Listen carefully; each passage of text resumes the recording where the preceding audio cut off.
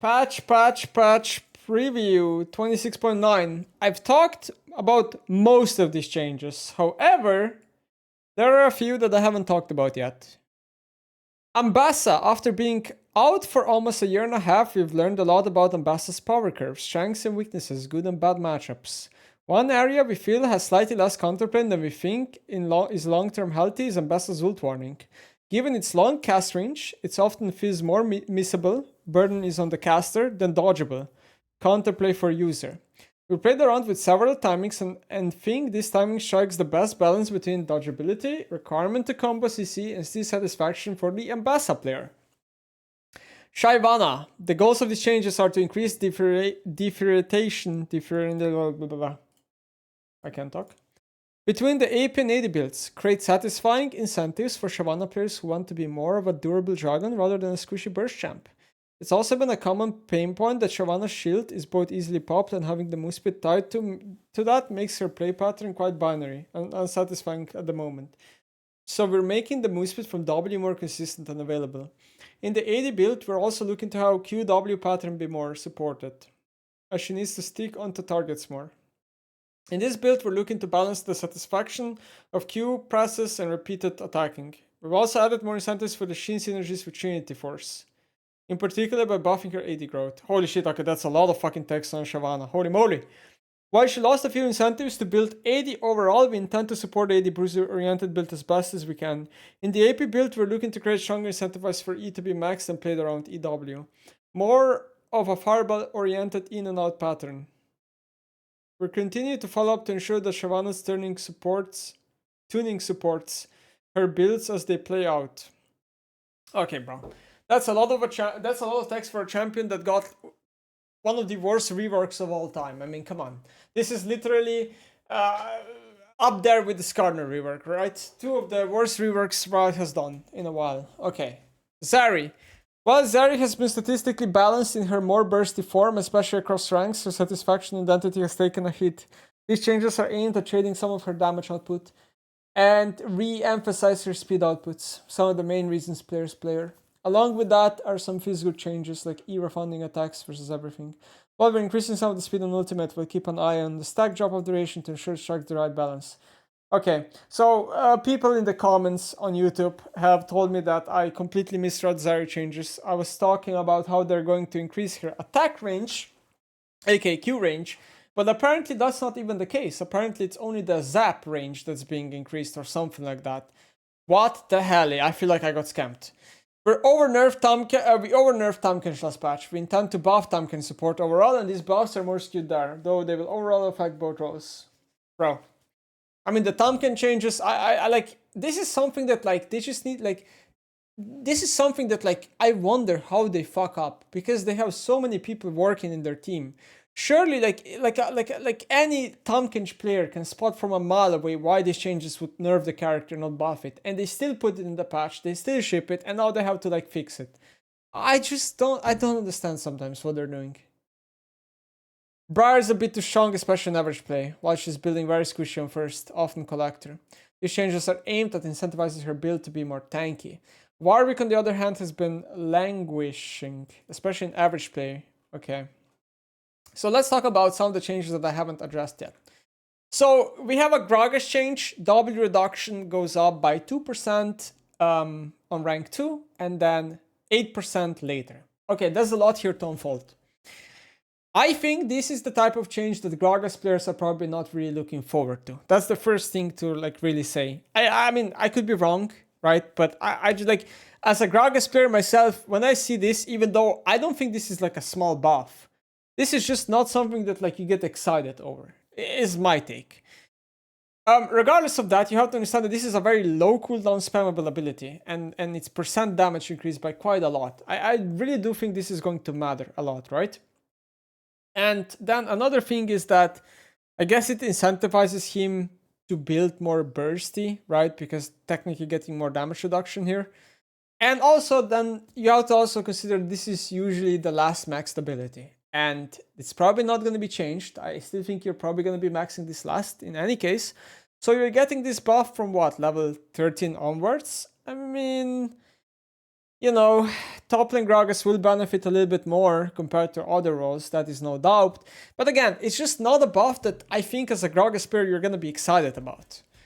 Tahm Kench, Grey Health to HP conversion up by 15%, which is a big deal for early game. And then R Devour ally move speed up by 20%. So yeah, it is slightly more support skewed for sure than it is other roles. Is this gonna make up for the loss of Tahm Kench last patch? Yeah, maybe. Taliyah. Okay, so this is kind of important. So Taliyah will get 5 damage on Q, and then the Q monster damage will only go down by 3. So first of all, this is just a double buff for Taliyah jungle, because her clear speed is already Thanos, and it's gonna be even more Thanos next patch. If I saw correctly, I saw some comment by some Taliyah player, a Taliyah main, that her clear speed is like, I don't have the exact number, but it's like 230 or something like that if you do it well. That is one of the fastest clears in League of Legends. I really think people are sleeping. How is that a buff? What do you guys mean? How is that a buff? I'm misreading. Wait. Oh, okay. I think this is a typo, right? This has to be a typo. I'm pretty sure it goes from 50 to 55, so it is a buff. These numbers are just reversed. Okay, so again, to continue on my point, Taliyah already has insanely fast clear. I think she will have, like, if that comment is right, because I haven't tested it myself, she will have completely Thanos clear with these buffs. And I think people are massively sleeping on Taliyah jungle. That's just the first thing. Like, I think you could make a solid argument that Taliyah jungle is better than Taliyah mid. Second of all, obviously this Q change is just a revert on the nerf that they did a couple of patches ago. Now, do I think Taliyah is slightly weak? Yeah, maybe. You could argue she's slightly weak, for sure. But I am not a fan of buffing Taliyah.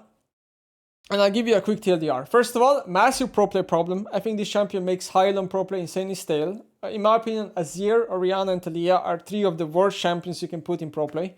At least that's my personal take. I think any other mage just does usually a better job at just like playing against it in high elo and pro play and simultaneously watching it. That's just my take.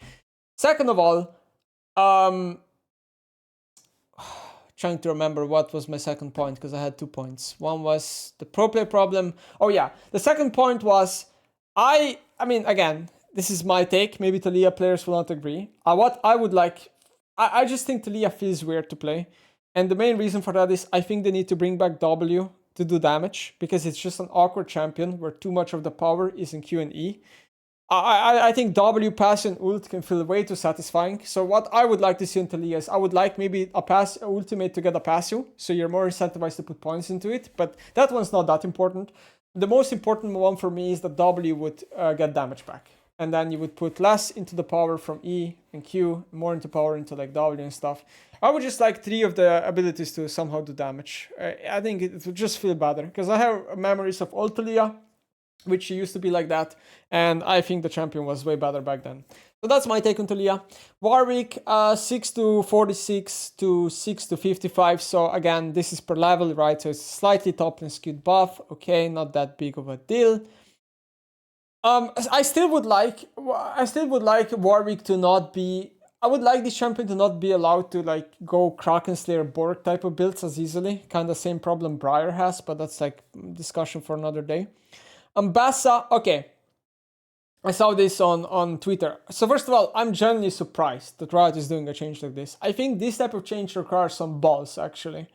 I'm not opposed to this. I think this is a good change, and this is a massive, massive nerf. This is gonna take some time for people to relearn the ultimate timer. How easily you can just ult right now on Ambessa, just like fucking shoot it out, and how it is more on Ambessa to miss it than for the enemy to dodge it. I really don't think Ambessa ult should be as easily hittable as it is right now. Like, just to compare it to some to another character that has like a thin hitbox like Hui ult. You can never just throw Hui ult and it's gonna hit like that someone. But Ambessa ult is just like, I think this spell definitely needs a change like this. This is like a really good addition long term. People are gonna need to relearn the timings and just not ult as easily as before. And yeah, you're gonna have more counterplay to it. I mean, I really like this change. But it is a massive nerf. Wouldn't be surprised if they're gonna have to like buff her maybe a little bit after this. Probably they will have to, honestly. But it's better that way. I really like this change. Briar health growth down by 5. So the reason why they do this is they simply, first of all, they nerf a scaling stat, which is more low elo skewed, where Briar is obviously 53% win rate. And then second of all, they nerf health because they want her to stop going collector, and they want her to basically buy items like Sundered Sky and Black Cleaver and whatever else that has HP and AD. Okay, so those are most of the changes I haven't gone through yet. I mean, Shyvana I don't think I've gone through. There's a lot here. Base attack speed up, attack speed ratio down. So if I understand correctly, this is probably like they try to move her away from builds like Kraken Slayer and Dusk and Down. And Warwick, right? And then AD growth up. This is more incentivizing Trinity Force. Fuck. There's a lot here. Q passive. I don't even know what the fuck is Q passive because I haven't played new Shyvana yet or read it, but looks like it's losing the AP ratio. Okay, Q hit reduction goes down. So again, this further disincentivizes Dusk and Down, I suppose. Q active goes 5% AP ratio up, and then Q cooldown ticks in the background if you not finish the sequence. Cooldown starts ticking. Okay, whatever.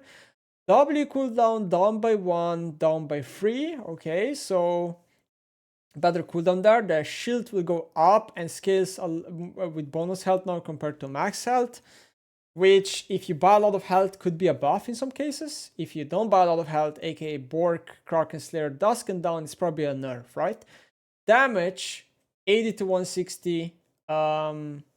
Okay, losing completely the AD ratio, and the AP ratio goes up a lot. The right is taking a lot of swings here to make maybe AD a little bit worse, more into bruisers and more into AP. Jargon form heal goes, where are we going with this line? I have no idea, I'm kind of lost. Okay, here. What, 60 to 100? 4.8% missing health. And then it loses like increased based on missing health. Okay, I mean, interesting. W move speed separate from shield. E cooldown down as well. Better if you max it. The damage goes down base, but it does targets max health damage. So better against like tanks, and then it has AP scaling on the ability. So you want to max it if you go AP, obviously, right? And then subsequent damage against a single target 10% less, slow 30 flat, which I would argue, I mean, this is per level, I would assume, right? So if you max it first, you could argue it's a nerf. If you max it last, aka bruiser or whatever, then it's probably a buff, right? Okay, I mean, it's a lot to unfold. I mean, it's pretty much, yeah, it's like they said in the preview, right? Make AP a bit better. Change up her builds. So what I'm assuming is gonna happen is I could be wrong, but I feel like people are gonna need some time to adapt to new builds. It's probably like she's probably gonna need to buy different items, and that's gonna like tank a lot of her win rate at the beginning. Timo talked about this. Udyr, yeah, I think I talked about this. Apizin talked about this. So Zeri, yeah, it's just the passive right click range that is going up by 50. So I mean, it is still a nice buff, I guess. This will matter in early game, especially in some all-ins. And then the execute threshold will go up. So I guess this matters for minion last hitting as well, right? And then we talked about this again. It has worse scaling, but more base damage. And then the excess attack speed to AD conversion will go down. The wall will crit less, but have a better AP ratio. The E will now do more base, but loses 10% bonus AD, so this will be a nerf in most cases. But the E cooldown will also go up, but the CD refresh will now be on every attack or something like that, right? Applies only versus champions to every attack. So you're gonna get a lot more ease off, even though the cooldown is 2 seconds longer early. So it's just gonna be a lot more about E. And then the R burst AD ratio down, Moon Super stack up. So from my understanding here, she's just losing a lot of damage. She will get better E and a little bit better passive. And then she will just be more mobile. So it's a trade-off. And I think I do agree with Riot that identity of Zeri is to be fast. And this is probably good long-term for the champion. But yeah. I still think maybe her attack range should not be 500, should be like 525, but whatever. Zoe, E hits, yeah, I talked about this too. So that's the patch preview. I mean, some cool changes. I'm really a big fan of this Ambessa change that they did. Alright,